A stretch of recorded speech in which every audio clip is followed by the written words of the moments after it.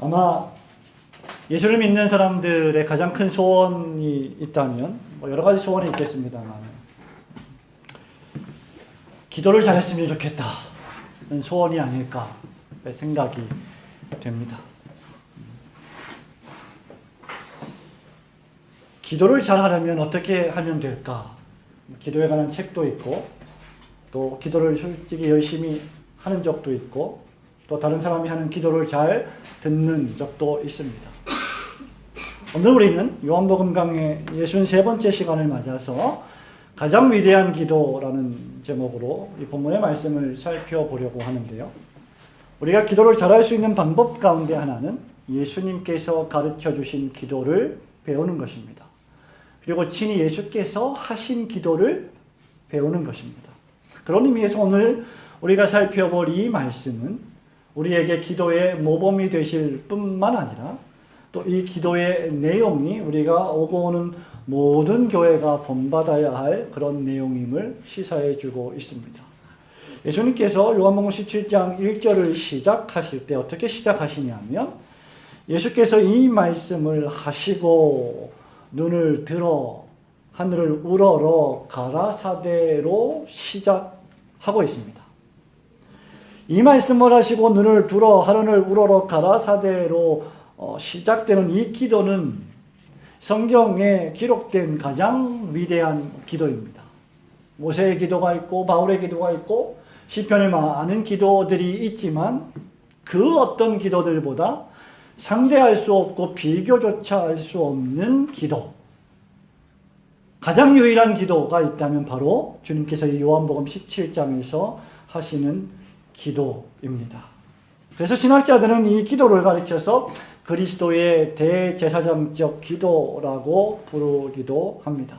왜냐하면 하나님께서 구원하라고 그리스도에게 주신 자기 백성의 구원을 위한 기도이기 때문입니다. 성도 여러분, 예수께서 이 말씀을 하시고 어떻게 행동을 취하셨습니까? 1절에 이 말씀을 하시고 눈을 들어 하늘을 우러러 보셨습니다. 자, 여러분 눈을 한번 들어보시기 바랍니다. 눈을 뜨시고 하늘이 안 보이지만 하늘이 있다고 생각을 하고 하늘을 한번 보시기 바랍니다. 하나님 아버지가 계신 장소적 표현인 하늘, 그 하늘을 바라보고 있다는 것이죠. 그것이 기도의 시작입니다.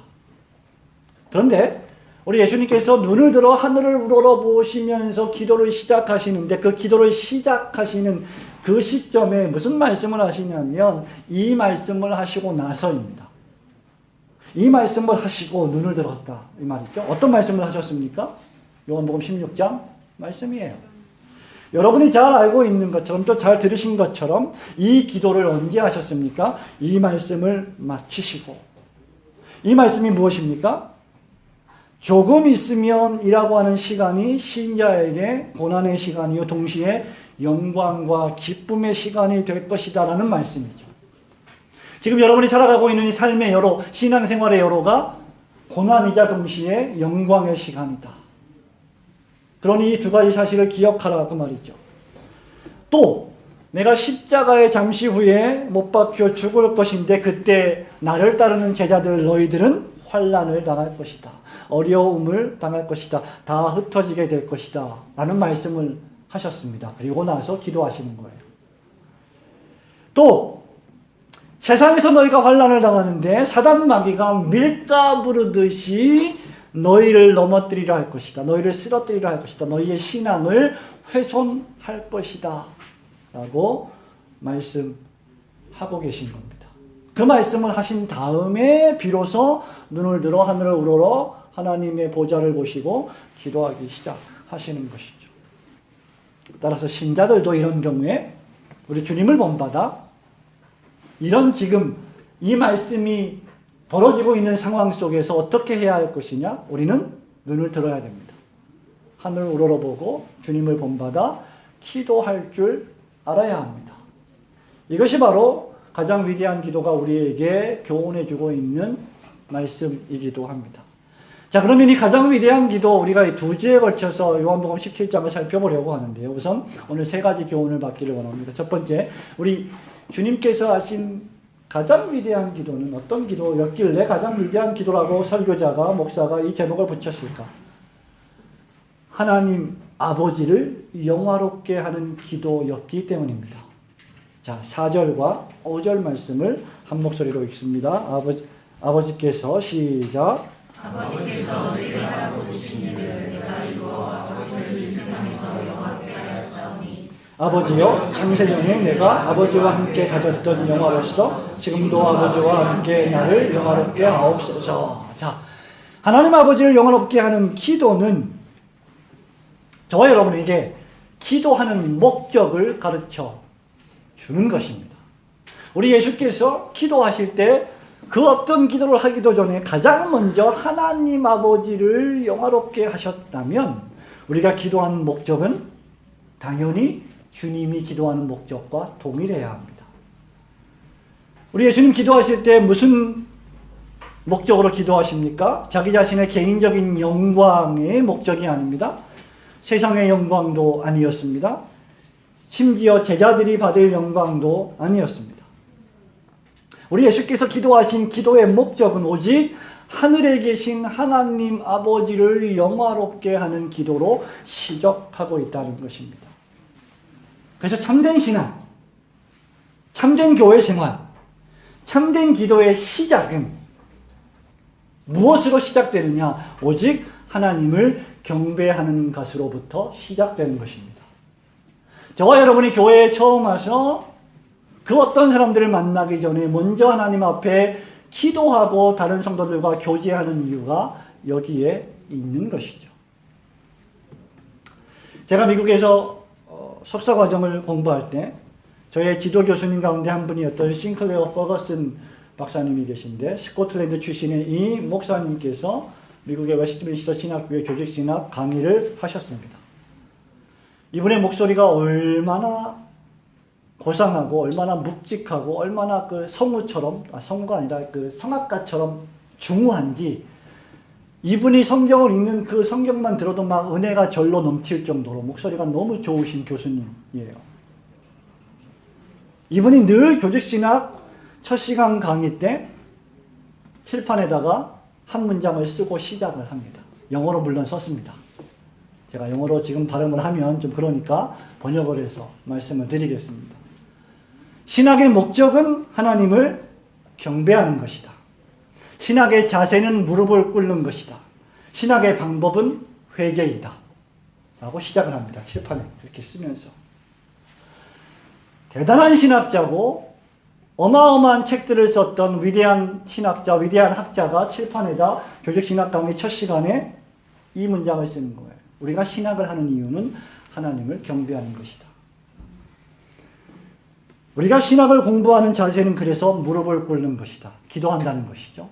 또 신학의 방법은 기도할 때 어떤 기도를 하는 것이냐? 회개의 기도를 하는 것이다. 라고 말하고 있습니다. 성도 여러분, 이것을 우리는 신앙이라고 바꾸어도 될 것입니다. 사실 신학과 신앙은 함께 가는 것이 아닙니까? 그렇다면 신앙의 목적이 무엇입니까? 하나님을 예배하는 것입니다. 여러분이 신앙하는 방법이 무엇입니까? 자세가 무엇입니까? 무릎을 꿇고 기도하는 것입니다. 그리고 그 신앙의 방법은 회개가 되어야 할 것입니다. 그리스도는 아버지 하나님을 영화롭게 하시는 기도를 올렸습니다. 그렇다고 하면 그리스도는 아버지를 어떻게 영화롭게 하셨습니까? 그리스도께서는 하나님 아버지께서 택자들을 자기에게 주셨음을 알고 계셨습니다. 그리고 이 일을 위하여 만민을 다스리는 권세를 주셨음도 잘 알고 계셨습니다. 9절에 보면 이 자들을 가리켜서, 이 선택받은 자들을 가리켜서 내게 주신 자들이다 라고 말씀하셨습니다. 예수 그리스도께서는 당신 자신이 지금 무슨 일을 하시는지 너무나 잘 알고 계셨습니다. 예수께서 이 땅에 왜 오셨는지, 왜 살아가고 계신지에 대해서 너무나 분명히 알고 계셨는데 그것이 바로 아버지께서 내게 하라고 주신 일을 이루어 가는 것이었습니다. 그 아버지께서 하라고 주신 일이 무엇입니까? 요한복음 6장 39절에 보면 아버지께서 하라고 주신 일이 바로 이것입니다. 나를 보내신 이의 뜻은 내게 주신 자 중에서 하나도 잃어버리지 않고 마지막 날에 다시 살리는 이것입니다. 그래서 영생이란 무엇입니까? 그리스도를 믿고 그리스도께서 십자가에 못 박혀 돌아가신 것이 하나님이 선택하신 나를 위하여 행하신 일이고 그 그리스도를 깊이 아는 것, 유일하신 참 하나님과 하나님 아버지께서 당신이 택한 자들을 구원하라고 예수 그리스도를 보내셨기에 그분을 잘 아는 것, 이것이 우리가 받는 영생입니다. 이 일이 신앙의 본질입니다. 우리의 신앙생활의 본질, 우리의 교회생활의 본질은 하나님이 계신다. 하나님이 그리스도를 보내셨다. 그리스도께서는 우리를 구원하시기 위하여 이 땅에 오셨다. 이것이 영생을 아는 지식이라는 말이죠. 그리스도께서는 자신의 사명을 잘 아셨고 아버지의 뜻을 잘 아셨습니다. 이것이 하나님 아버지가 아들을 영화롭게 하는 방식이었고 아들이 하나님 아버지를 영화롭게 하는 방식이었습니다. 성부와 성자 이 두 분은 성령 하나님과 마찬가지로 영원전부터 영원까지 영광스러운 분이십니다. 그리스도께서 지금 여러분들을 구원하셨기 때문에 하나님 아버지께 영광을 돌린 것이 아니라 영광스러워지신 분이 아니라 이미 그분은 세상 만물을 만드시기 전부터 영광스러운 분이셨습니다. 제가 조직신학 강의 시간에 신학을 가르치면서 신론을 이야기할 때 종종 이런 이야기를 합니다. 우리는 역사를 뭐라고 이야기합니까? 히스토리라고 할 때 역사는 시간, 공간, 시공간 속에서 벌어지는 시간의 한계를 역사라고 말하죠. 창세기 1장 1절부터 요한계시록 21장 마지막 절까지가 역사입니다. 하나님이 세상을 창조하신 역사로부터 시작해서 구약이 끝나고 그리스도께서 세상에 처음 오셨을 때, 초림하셨을 때 십자가 사건, 그 이후에 지금 우리는 2018년 4월 8일을 살아가고 있습니다. 그리고 성경의 약속의 예언의 말씀을 따라서 그리스도 예수께서는 마지막 날에 다시 오실 것입니다. 그것이 재림이죠. 즉 하나님이 천지를 창조하신 시간부터 그리스도께서 재림하시는 이 시간을 가리켜서 우리는 구약의 역사, 신약의 역사라고 부릅니다. 이것을 우리는 실선으로 쭉 그려서 이렇게 역사라고 말할 수 있습니다. 그런데 하나님이 세상을 창조하시기 전에 그리고 그리스도께서 재림하신 이후에 그 시간은 어떤 시간이냐? 창세기 1장 1절부터 요한계시록 21장의 시간, 우리가 눈으로 보는 시공간의 역사이지만 그 이전의 시간, 그 이후의 시간은 실선이 아니라 우리가 신학적으로 표현할 때 점선으로 표현을 합니다. 그 이유가 무엇입니까? 하나님은 영원하신 분이시기 때문입니다.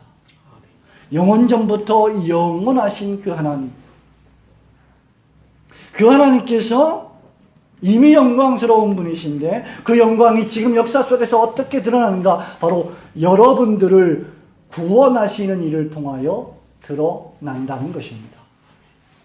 그래서 주님은 5절에서 뭐라고 말씀하십니까? 창세전에 내가 아버지와 함께 가졌던 영화로서, 그죠? 지금도 아버지와 함께 나를 영화롭게 하옵소서라고 하신 것입니다.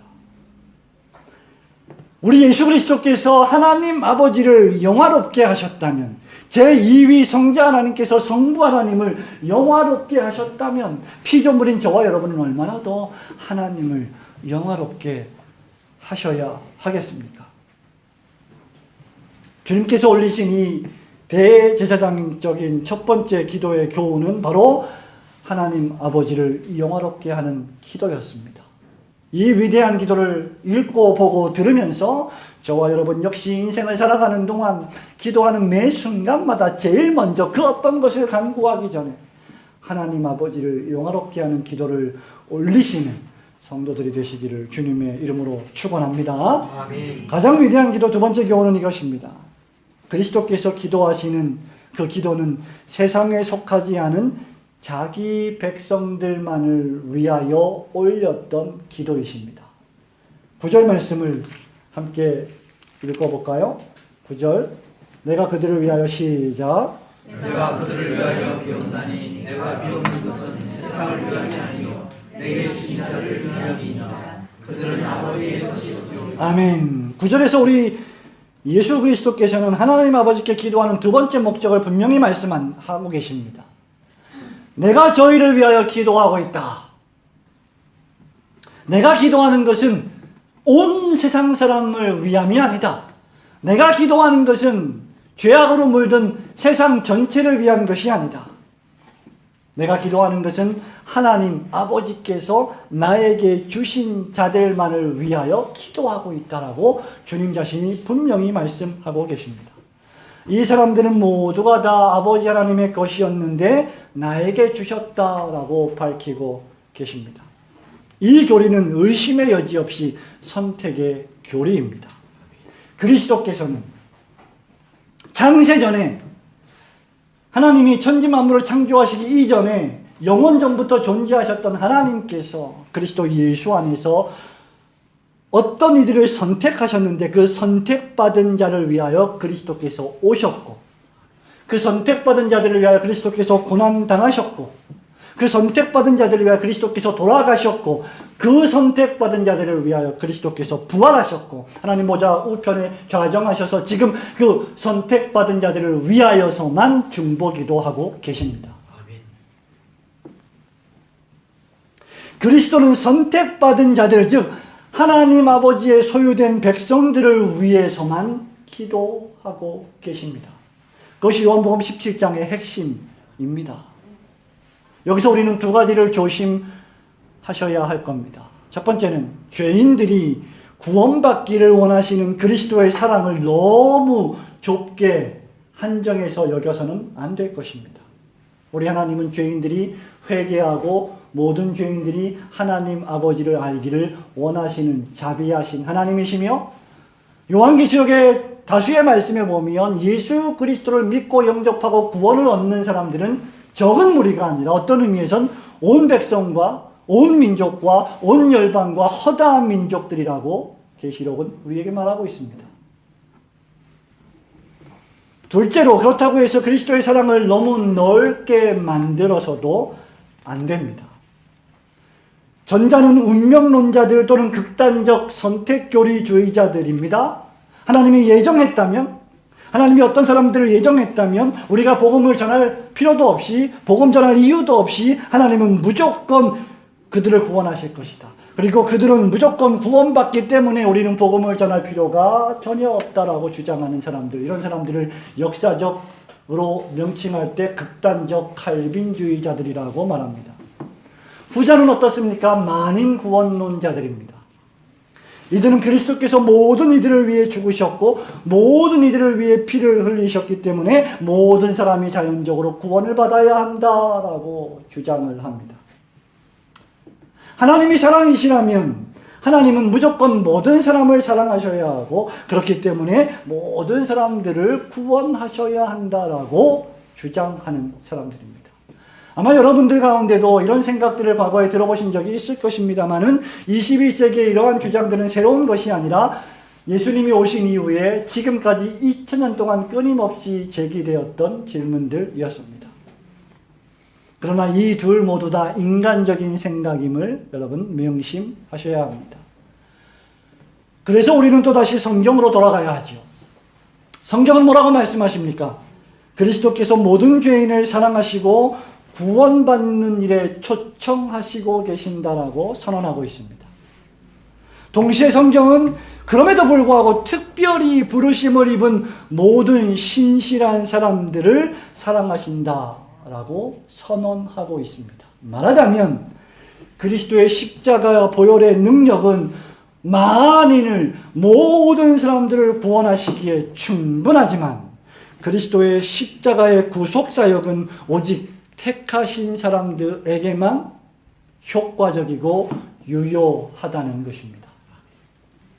그래서 우리 주님이 요한복음 17장에서 특별히 9절에서 뭐라고 말씀하고 있습니까? 내가 기도하는 것은 세상을 위함이 아니요 아버지 하나님께서 내게 주신 자들을 위하여 기도하는 것입니다. 저희는 아버지의 것이로소이다 라고 말씀하신 겁니다.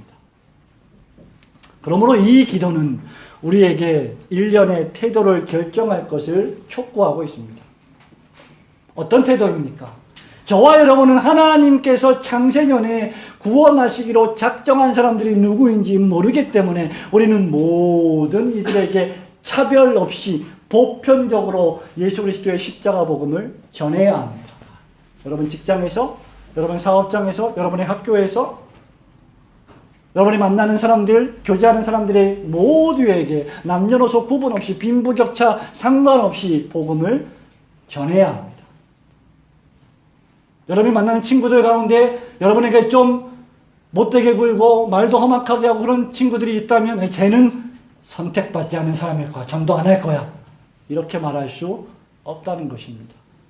모든 사람에게 차별 없이 그리스도의 복음, 전도의 말씀을 전해야 합니다. 하나님은 그러한 복음 전파를 통하여 당신이 택하신 죄인들을 구원하실 것입니다.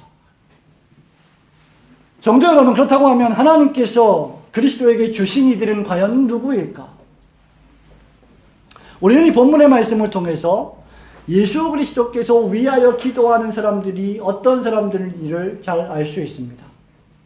우리는 무엇보다도 이 본문의 말씀을 통해서 하나님이 그리스도에게 주신 이들은 세상으로부터 혐오를 당하는 자이다라는 것을 알게 됩니다. 왜 그렇습니까? 그들은 하나님의 말씀대로 살기 때문이죠. 진리를 따르기 때문입니다. 우리가 이미 요한복음 강의 과거에 했던 말씀들을 통해서 볼 때 세상이 너희를 핍박하고 미워하는 것은 너희를 미워하는 것이 아니라 나를 미워하는 것이기 때문이다라고 하신 주님의 말씀을 기억하시면 되겠습니다. 6절 말씀에 보면 이들은 어떤 특징을 가지고 있습니까? 이 사람들, 예수께서 지금 기도하고 있는 이 사람들은 아버지의 말씀을 지킨 사람들입니다. 성도 여러분, 그래서 우리는 그 열매로 그 나무의 본질을 알 수 있는 것입니다. 어떤 사람이 하나님의 선택하신 수요에 있는 사람인가 우리 알 수 없지만 우리가 어렴풋이 알 수 있는 것 가운데 하나가 바로 그들이 맺는 열매입니다. 그 열매가 그 나무의 본질을 알려주기 때문입니다. 그렇기 때문에 하나님이 택하신 자들의 열매의 특징은 하나님의 말씀을 사모하고 사랑하고 예배를 사모하며 하나님의 말씀을 지키기 위하여 순전히 노력하는 사람들입니다. 이런 의미에서 14절 말씀에 보면 이 사람들은 세상에 속한 사람들이 아닌 것입니다. 우리 그리스도 예수께서는 바로 세상에 속하지 않은 하나님 아버지에게 소속된 자들을 위하여 기도하고 계시는 것입니다. 우리 예수 그리스도께서 만일 세상에 속하지 않은 자들을 위하여 기도하셨다고 하면, 그들을 위하여 기도하셨다고 하면 저와 여러분도 역시 하나님이 창세전에 선택하신 자들이 모두가 다 구원받게 해달라는 기도를 올려야 하는 것입니다. 예수께서 하신 이 기도를 본받아서 세상에 속하지 않고 세상의 미움을 당하나 진리의 말씀을 충실히 따르고 지키는 사람들을 위하여 기도하시는 성도들이 되시기를 주님의 이름으로 축원합니다. 아멘. 가장 위대한 기도 세 번째 마지막 교훈은 이것입니다. 이 기도가 왜 위대한 기도가 되느냐? 그리스도께서 하나님이 자기에게 주신 자들이 악에 빠지지 않고 잘 보존되기를 원하시는 기도이기 때문입니다. 자, 11절, 12절 말씀 함께 읽습니다. 나는 세상에 더 있지 아니하오나, 시작. 나는 세상에 더 있지 아니하오나 그들은 세상에 있사오고 나는 아버지께로 가옵나니 거룩하신 아버지여 내게 주신 아버지의 이름으로 그들을 인정하사 우리와 같이 그들과 하나가 되게 하옵소서. 내가 그들과 함께 있을 때에 내게 주신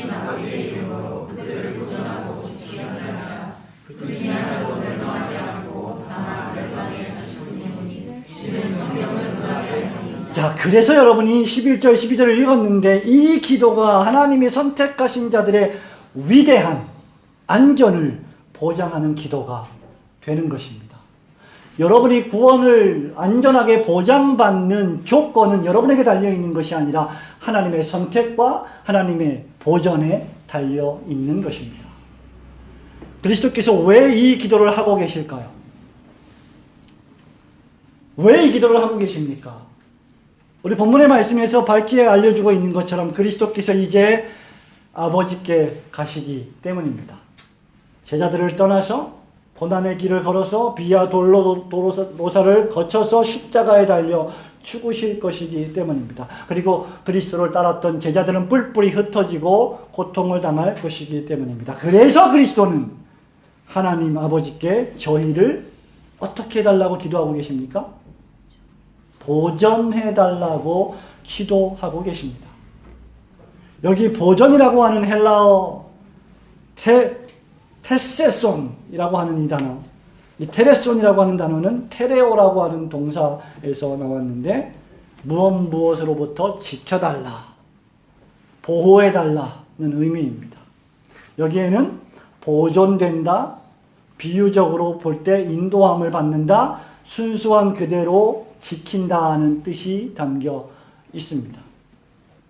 무엇으로부터 지켜달라는 것일까요? 무엇으로부터 지켜달라고 했습니까?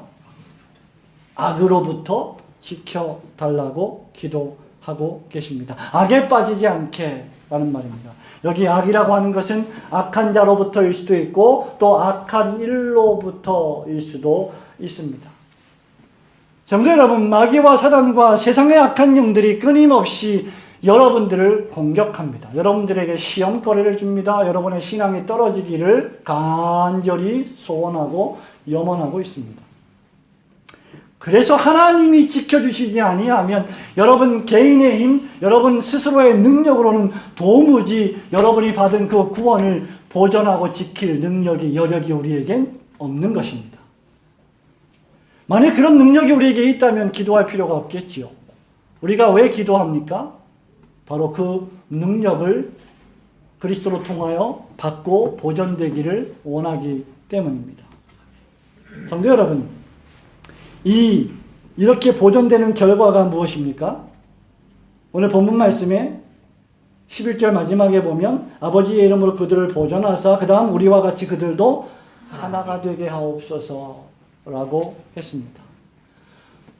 우리를 지켜주시는 그 원인, 우리를 보존해 주시는 그 원인과 결과는 무엇이냐? 성삼위일체 하나님의 위대한 사랑과 연합입니다. 성부와 성자와 성령께서 완전히 연합되어서 서로 아름다운 사랑의 교제를 나누게 되듯이 하나님이 택한 백성들도 한 곳으로 모여서 완벽한 사랑을 누리며 보존되어 하나가 되기를 원하는 기도인 것입니다. 왜 주께서 이런 기도를 하십니까? 세상이 교회를, 그리스도인을 하나가 되지 못하게 부추기고 있기 때문입니다. 그러나 우리 그리스도께서는 세상에 계실 때 제자들을 지켜주셨습니다. 제자들이 끊임없이 흔들릴 때도 그리스도는 그 자리를 지키면서 제자들의 믿음을 강하게 하여 주셨습니다. 그러나 그리스도의 이 지켜주심, 이 보존에서 제외되는 자들도 있음을 깨달아야 합니다. 그리스도의 보존이 만인을 위한 것이라고 생각해서는 안 됩니다. 하나님의 사랑을 강조하느라 하나님의 공의라는 교리를 놓쳐서는 안 됩니다. 그것은 마치 인과 신과 의의 11조를 강조하다가 박하와 회양과 근체의 11조를 놓치는 것과도 같습니다. 성경은 뭐라고 말합니까? 이것도 하고 저것도 하여야 할 것이다 라고 말씀하고 있습니다. 그리스도의 보전은 하나님이 선택하신 백성들만을 위한 보전입니다. 여기에 멸망의 자식은 포함되지 않습니다. 이것은 성경의 뜻이요 하나님의 계시입니다. 바로 이것이 저와 여러분이 추구해야 할 계시를 의존하는 사색입니다. 계시 의존 사색이 무엇이냐? 하나님이 우리에게 말씀하셨다면 그 말씀을 하신 그대로 의존하고 그 말씀의 기초에서 생각하고 판단해야 한다는 것이죠. 사색해야 한다는 것이죠. 하나님이 그렇게 말씀하셨다면 그렇게 하신 말씀대로 우리가 그렇게 사고하고 생각해야 마땅하다는 겁니다. 우리의 생각을 하나님의 생각보다 앞세워서는 안 된다는 뜻이죠. 한 가지 예를 들어볼까요? 여러분, 우리가 지금 사도신경을 공부하고 있습니다. 셋째 주, 넷째 주에. 우리가 지금 공부하고 있는 내용이 어떤 내용입니까? 예수 그리스도의 성령 잉태에 관한 내용을 공부해야 됩니다. 그죠? 마리아와 요셉이 혼인을 앞두고 정혼한 사이인데 아직 결혼하지 않았습니다. 그런데 마리아가 임신을 했습니다. 성경이 뭐라고 기록하고 있습니까? 요셉은 의로운 사람이라. 저가 이 일을 생각할 때 너무나 납득하기 어려운 일, 아직 결혼하지도 않았고 아직 부부관계도 하지 않았는데 내 사랑하는 여자 마리아가 임신을 했다. 어떤 남자가 그런 상황 속에서 그것을 이해할 만한 일입니다라고 생각할 수가 있겠습니까? 그때 주의 사자가 요셉에게 현몽하지요. 어떻게 말하고 있습니까? 요셉아, 마리아 데려오기를 두려워하지 말라. 저에게 잉태된 자는 예수 그리스도이다. 저가 아들을 낳으니 이름을 예수라 하라. 이는 저가 자기 백성을 저희 죄에서 구원할 자이심이다. 동일하게 마리아에게 가브리엘 천사가 나타납니다. 가브리엘 천사가 마리아에게 말을 하지요. 마리아는 어떤 상황이었겠습니까? 마리아라고 무슨 배짱이 있어갖고 자기에게 벌어진 일이 너무나 놀라운 일이어서 상상할 수 없는 일이어서 그냥 받아들였겠습니까? 마리아도 패닉에 빠지지 않았을까요? 주여, 내가 남자를 알지 못하온데 이 일이 어떻게 된 일입니까? 요셉에게 나는 뭐라고 말을 해야 됩니까? 이걸 어떻게 상식적으로 설명을 하겠습니까? 그때 가브리엘 천사가 뭐라고 말합니까? 은혜를 받은 자여 평안할지어다. 은혜를 받은 자여 평안할지어다. 지금 이 상황이 평안할 수 있는 상황입니까? 요셉은 가만히 끊고 자, 너하고 나하고 이제 없던 일이야, 이제 끝내자라고 하려고 하는데 이게 어떻게 평안할 수 있겠습니까? 그런데 요셉은 마리아를 데려왔고 여러분이 잘 아시는 것처럼 예수 그리스도께서 탄생하셨습니다. 만약에 이러한 상황들이 마리아에게 충분했다면, 가브리엘 천사의 그 말이 마리아에게 충분했다면, 주의 사자의 꿈에서의 현몽이 요셉에게 충분했다면 우리에게도 그 말씀 그 자체로 충분해야 합니다. 성도 여러분, 이것이 바로 계시 의존 사색입니다. 보전은 어떤 것입니까? 지켜달라는 것이지. 하나님께서 지켜달라는 것입니다. 15절 말씀에 보면 내가 비옵는 것은 그들을 세상에서 데려가시기를 위함이 아니요 다만 악에 빠지지 않게 보존하시기를 위함이니이다. 멸망의 자식이 아닌 하나님의 선택하신 자식들만을 보존하는 이 일에 있어서 그리스도께서는 세상에서부터 데려가지 마시고 악에서 보호하여 주세요라고 기도하고 계시는 것이죠. 성도 여러분, 우리가 목사로 살아갈 때, 장로로 살아갈 때, 권사로 살아갈 때, 집사로, 성도로 살아갈 때, 신자로 이 세상에서 살아갈 때 고난을 당합니다. 어려운 일을 당합니다. 고통을 당합니다. 그럴 때 여러분 어떤 생각이 드십니까? 이 험한 세상 이제 막 그만하고 좀 빨리 데려가 주세요. 그런 기도 가끔 하시지 않으십니까? 전혀 안 하십니까? 저만 하는군요. 우리가 어떤 상황에 맞부딪힐 때, 고난을 당할 때, 어려운 일을 당할 때 정말 힘들어서 하나님 이제 그만해야 되겠습니다. 못하겠습니다. 인내하지 못하는 상황 속에서 좀 나를 데려가 주세요. 나 천국 빨리 가고 싶습니다. 주님 만나고 싶습니다. 라고 하는 욕망이 우리에게 누구에게나 있습니다.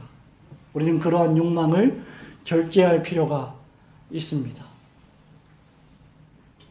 구약 성경에 보면 엘리야 선지자가 아합과 이세벨에게 너무나 많은 고통을 당했기 때문에 로뎀나무 그늘에서 쉬면서 뭐라고 기도합니까? 하나님 죽여주시옵소서. 그렇게 기도하고 있죠. 다윗을 보십시오. 시편 56편 6절에 저는 이제 좀 쉬기를 원합니다. 저를 데려가 주십시오라고 기도했습니다. 내가 떠나서 하나님의 나라에 거하는 것이 지금 너무너무 나는 원하고 좋다. 그러나 주의 교회를 위하여 내가 여기 남아있다라고 바울이 말했습니다. 성도 여러분, 지금 우리 예수님께서는 당신이 사랑하는 제자들, 당신이 선택한 백성들을 그냥 모조리 다 묶어가지고 천국으로 데려가시지 않고 이 세상에서 악으로부터 보호해 주세요라고 기도하고 계십니다. 이것은 우리에게 필요한 일이기 때문입니다. 우리에게 고난이 없다면 영광은 없습니다. 우리가 이 지상에 살아가는 동안 우리는 고난을 받게 되어 있지요. 그러나 우리가 받는 이 고난은 장차 우리에게 임할 영광과 좋게 비교할 수 없는 것이기에 너희들은 인내하고 참고 주님을 의지하라고 말씀하고 계십니다. 여러분이 아마 잘 다 모르시겠지만, 아시는 분은 아시겠고 모르시는 분은 모르시겠지만, 우리 신장로님께서 얼마 전에 교통사고를 당하셨습니다. 차는 폐차가 될 지경이었는데 장로님은 멀쩡해 보이시지만 조금 아프셔서 병원에 왔다 갔다 치료를 받고 계시고 있습니다. 우리 신장로님께서 그날 아무 일도 없다는 듯이 남전도의 카톡방에 묵상의 글을 올리시고, 저는 나중에서야 장로님 아들을 통해서 사고가 났다는 소식을 들었습니다. 우리 신장로님 하시는 말씀이 하나님께서 아직 제가 할 일이 남아있다고 판단하셨는지 안 데려가셨습니다. 이런 얘기를 하시더라고요. 만약에 할 일이 끝났다면 하나님 데려가시겠죠. 성도 여러분, 하나님이 우리에게 맡겨주신 일이 있다면, 또 우리의 신앙의 여정에 있어서 필요한 일이 있다면 아직 데려가시지 않으십니다. 그 대신 우리를 보전해 주십니다. 지켜주십니다. 우리는 이것을 믿어야 합니다. 여러분의 삶에 어떤 사건과 사고가 발생한다 할지라도 그것은 고난이요 고통일 뿐이지 우리를 데려가시는 것은 아닙니다. 그러니 우리는 이것을 굳게 믿고 우리를 보존해 주시는 하나님 아버지의 능력, 그리고 그것을 위하여 기도하시는 그리스도의 이 기도의 내용을 마음에 깊이 새기며 묵상하면서 안전한 구원을 확신해야 할 줄로 믿습니다. 로마서 8장에 보면 33절부터 이렇게 말하지요. 누가 능히 하나님께서 택하신 자들을 고발하리요. 의롭다 하시니는 하나님이시니 누가 정죄하리. 하나님이 의롭다고 하셨다면 정죄할 사람이 아무도 없다는 것입니다. 그리스도께서 죽음 가운데 다시 살아나서 우리를 위하여 간구하신다면 그 누구도 우리를 회방할 수 없다는 것입니다. 그래서 박해도, 환난도, 기근도, 위험도, 칼도, 우리가 종일 죽임을 당하여 도살당할 양같이 여김을 받았지만 이 모든 일에 우리를 사랑하시는 이로 말미암아 우리가 넉넉히 이깁니다라고 고백할 수 있는 것입니다. 그래서 바울은 로마서 8장 38절에서 내가 확신하노니 사망이나 생명이나 천사들이나 권세자들이나 현재일이나 장래일이나 능력이나 높음이나 깊음이나 다른 어떤 피조물이라도 우리를 우리 주 그리스도 예수 안에 있는 하나님의 사랑에서 끊을 수 없으리라고 선언하고 계십니다. 사랑하는 성도 여러분, 말씀을 맺습니다. 그리스도의 기도는 하나님 아버지를 영화롭게 하는 기도였다고 했습니다. 여러분이 입을 열어 기도하실 때 여러분의 육신의 필요를 간구하고 여러분의 영혼의 필요를 간구하는 것보다 훨씬 더 먼저 우리를 지으신 전능하신 하나님을 영화롭게 하는 기도를 올리시기를 주님의 이름으로 축원합니다. 아멘. 사랑하는 성도 여러분, 자기 백성을 위한 기도를 우리 주님은 하고 계셨습니다. 그렇다고 하면 저와 여러분 역시 그 어떤 기도보다 교회를 위한 기도, 성도를 위한 기도, 주의 백성들을 위한 기도, 우리의 친족들, 우리의 가족들을 위한 기도를 해야 할 줄로 믿습니다. 우리 주님께서는 당신이 택한 자들이 악에 빠지지 않고 보존되기를 기도하셨습니다. 그렇다고 하면 저와 여러분 역시 우리의 자녀들이 악에 빠지지 않고 보존되기를, 우리 교회가 악에 빠지지 않고 보존되기를, 우리 성도들이 악에 빠지지 않고 보존될 수 있기를, 그리고 그것을 그리스도에게 맡기고 확신할 수 있기를 기도해야 할 줄로 믿습니다. 가장 위대한 기도는 바로 그리스도 예수의 이러한 대제사장적인 기도입니다. 이 기도를 본받아 하나님을 영화롭게 하고 하나님의 백성들을 위하여 기도하고 악에 빠지지 않고 주님 오실 때까지 보존되어지는 우리 올고든 교회, 기도하는 성도들이 되시기를 주님의 이름으로 축원합니다. 아멘.